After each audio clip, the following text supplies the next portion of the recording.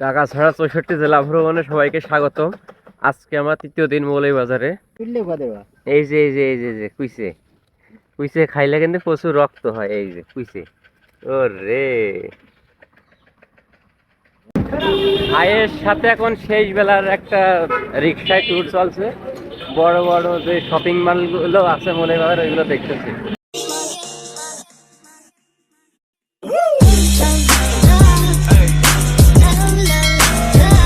ঢাকা ছাড়া ৬৪ জেলা ভ্রমণে সবাইকে স্বাগত। আজকে আমার তৃতীয় দিন মৌলভীবাজারে। তো আমি রাত্রের রোহান ভাইয়ের সাথে ছিলাম, রোহিত ভাইয়ের সাথে। এখন আমরা যাচ্ছিল গাড়িতে, কিন্তু গাড়ি নষ্ট হয়ে গেছে। আর এদিকে বিল অঞ্চল, মাছ মেরে মাছগুলো আর কি সংগ্রহ করতেছে। আর এদিকে প্রচুর পানি, এক কথায় সিলেট বিভাগ প্রচুর পানি। আর আমি বর্তমানে আছি মিরপুর স্বাগতম। আর এই যে সারা রাত মাছ মেরেছে, মাছগুলো এখন সংগ্রহ করতেছি। কি দাদু ভালো আছেন? নাম কি আপনার? মারুফ মিয়া। মাসুক, আচ্ছা। আর এই যে ভাই মাছ, এগুলোরে কি বলেন? জি জি, ও আচ্ছা, কুচিয়া। মাছ পেয়েছেন? ও মানে কুচিয়া ধরেন? ও রে, তো এগুলো আর কি কুচিয়া ধরার ফান। ও মানে প্রতিটা একটা করে? বাহ।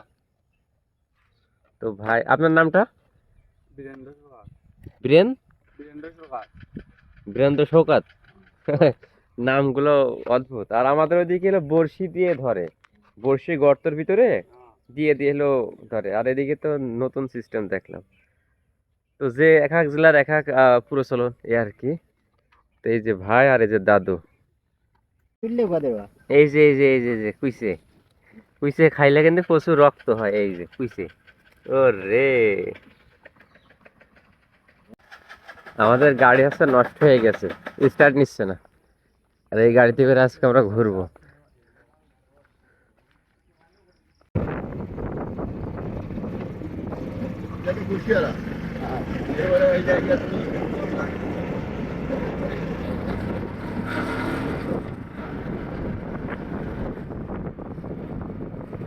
কি দাদু ভালো?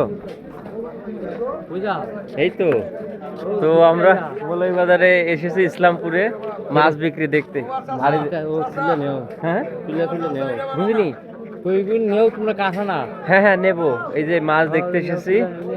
আর ও ভিডিও করবো না? আচ্ছা আচ্ছা। যে সারা রাত মাছ ধরে এখন মাছ নিয়ে আসতেছে। বাহ, এভাবে বাঁকে করে। আর ওখানে দাদু বলে যে ভিডিও করার দরকার নেই।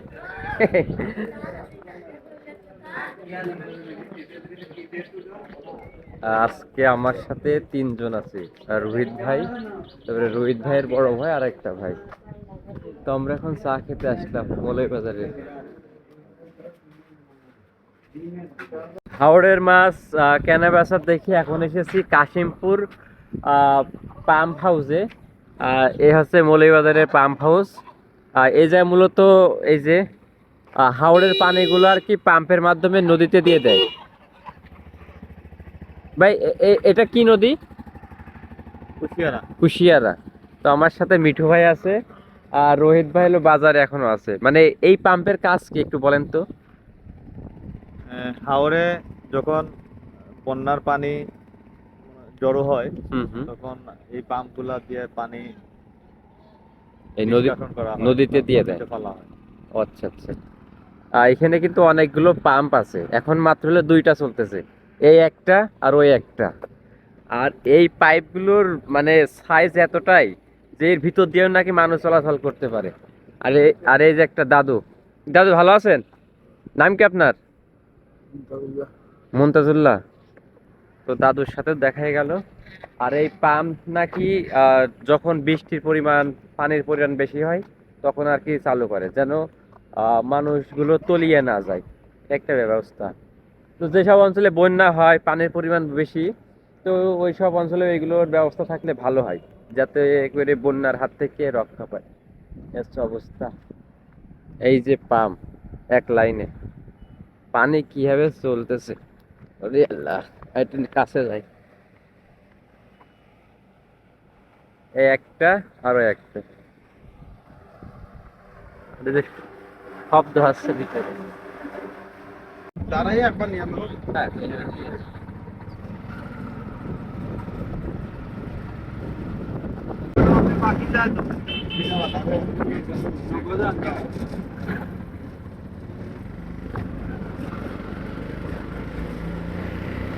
আর সকালে বের হয়েছিলাম রোহিত ভাইয়ের সাথে হাওড়ের মাছ কিনতে। তো মাছ কিনে বাসা আসি। তো আমাদের টার্গেট ছিল যে চা বাগানে ঘুরতে যাব, কিন্তু কপাল খারাপ, বাইরে প্রচুর বৃষ্টি হচ্ছে, যার কারণে এখন শুয়ে আছি। তো আমি মৌলভীবাজারে এসেছিলাম অনিশ্চিতভাবে যে কোথায় থাকবো কী করব।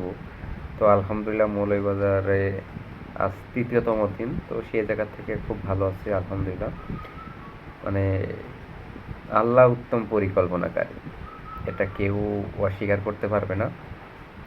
তো সেই জায়গা থেকে আলহামদুলিল্লাহ আলহামদুলিল্লাহ। তো এখন রুমে শুয়ে আছি আর বাইরে বৃষ্টি হচ্ছে, একটু দেখাই আপনাদের। বাইরে হচ্ছে প্রচুর বৃষ্টি।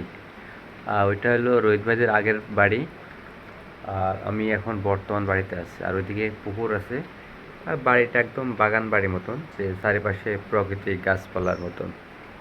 মৌলভীবাজার থেকে বিদায় নিয়ে চলে যাচ্ছি ভাইয়ের কাছ থেকে। তো ভাইয়ের বাসায় 2 দিন থাকলাম।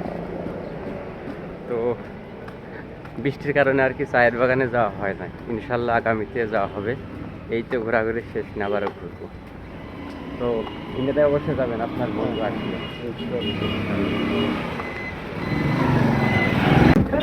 ভাইয়ের সাথে এখন শেষ বেলার একটা রিক্সায় ট্যুর চলছে। বড় বড় যে শপিং মলগুলো আছে মনে হয় ওইগুলো দেখতেছি।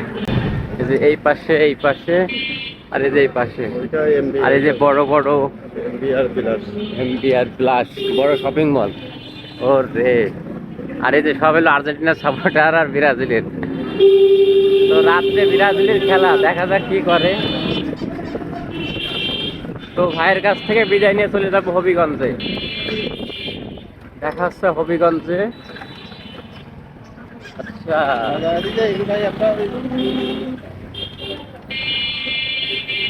তো এখন হলো শ্রীমঙ্গলের গাড়িতে তুলে দিয়েছেন রোহিত ভাই। তো ভাইয়ের সাথে কাটানোর সময়গুলো খুবই আন্তরিক ছিল। কি বলবো, সবার যে ভালোবাসা, যে সাহায্য সহযোগিতা, এগুলো কখনোই ভোলার মতো না। তো এখন চলে যাচ্ছে শ্রীমঙ্গলে, শ্রীমঙ্গল থেকে হবিগঞ্জ, আমার 28 নম্বর জেলা হবিগঞ্জে। আমি একটা দাদুর সিএনজি, তো সিএনজি বলেন আপনারা, সিএনজিতে করে যাচ্ছি। মৌলভীবাজার থেকে সিএনজিতে শ্রীমঙ্গল ভাড়া আছে 40 টাকা। আর এই হচ্ছে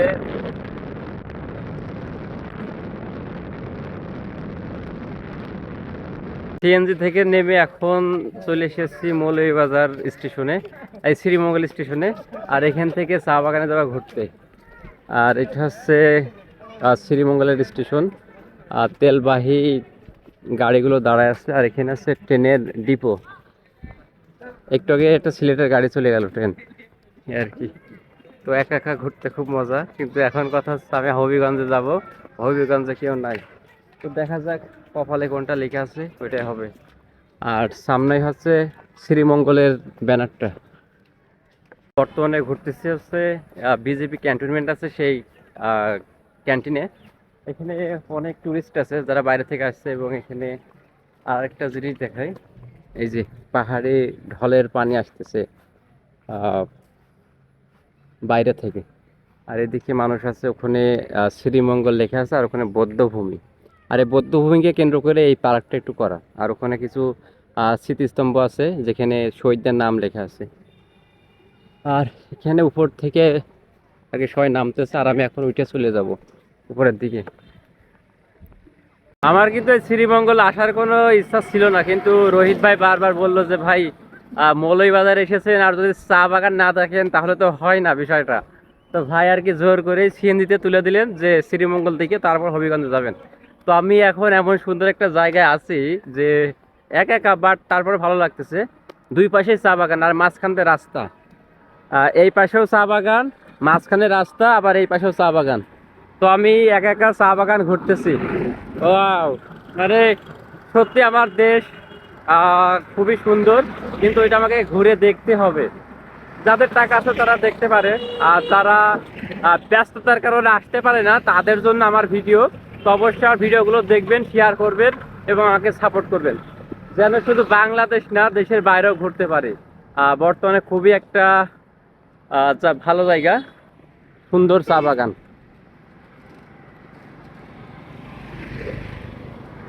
তো আমি এখন এই চা বাগানের ভিতরে ঢুকে পড়েছি, কি বলে, ভিতরে ঢুকে পড়েছি, কেউ নাই, সাথে একা। আর চা কত সুন্দর, সবুজ আর সবুজ, ওয়াও! আর সবুজ কালার আমার ফেভারিট। তো এখন আমি চায়ের বাগানের ভিতরে একা একা ঘোরাঘুরি করতেছি। আহ! উহ! হে হে! আমি ঘুরি সারা বাংলাদেশ, আমার বাংলাদেশ সত্যি অনেক সুন্দর।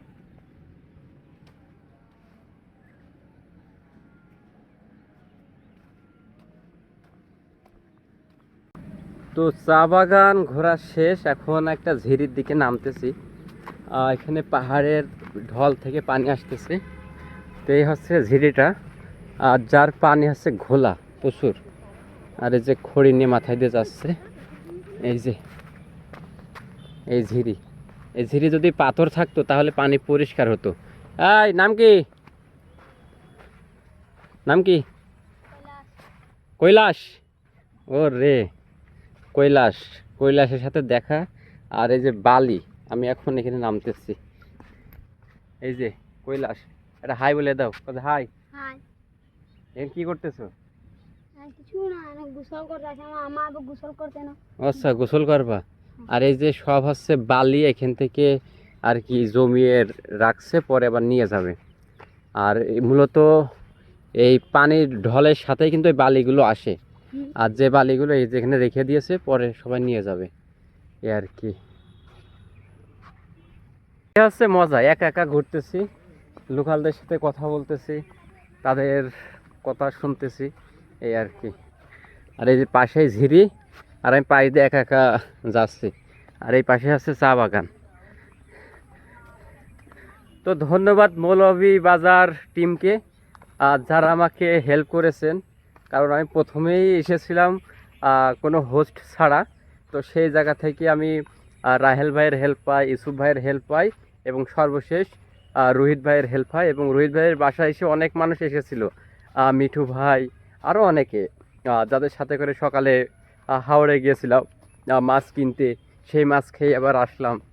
তো এগুলো ভোলার মতো না, এই ঋণ কখনো পরিশোধও করা সম্ভব না। তো আমি এখন আবার উপরে উঠে পড়বো, এখানে একা একা ঘুরতেছি, ওইদিকে যাব।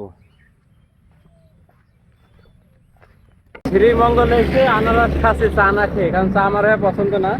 তো এখন এই যে ভাই আনারস কাটতেছে। ভাইয়ের নাম কি? মোহাম্মদ জাহিদ আহমেদ। ভাই মুসলিম, কিন্তু এখানে অনেকে আর কি হিন্দু দেখলাম। তো আপনারা যারা শ্রীমঙ্গলে আসবেন, জাহিদ ভাইয়ের আনারস অবশ্যই ট্রাই করবেন, ইনশাল্লাহ। ভালো দেখে দেন, হ্যাঁ অবশ্যই ভাই। তো এখন আমরা আনারস খাচ্ছি, আনারস খেয়ে আবার বাসে করে চলে যাব ইয়েতে, হবিগঞ্জে। আর রোহিত ভাই কিছু টাকা দিয়েছেন, ওই টাকা দিয়ে। আর এখানে এই এই গরুগুলো আর কি পাতাগুলো খায়, হ্যাঁ। আচ্ছা। আর এই যে আনারস কাটতেছে, ওরে, সারাদিন বিক্রি করেন? হ্যাঁ, সারাদিন ভাই, সকাল থেকে। কয় টাকা বিক্রি করেন সারাদিনে? ভাই এটা দিন বুঝা ভাই, দিন বুঝা, মানুষ বেশি আসলে বেশি খায়। আচ্ছা আচ্ছা।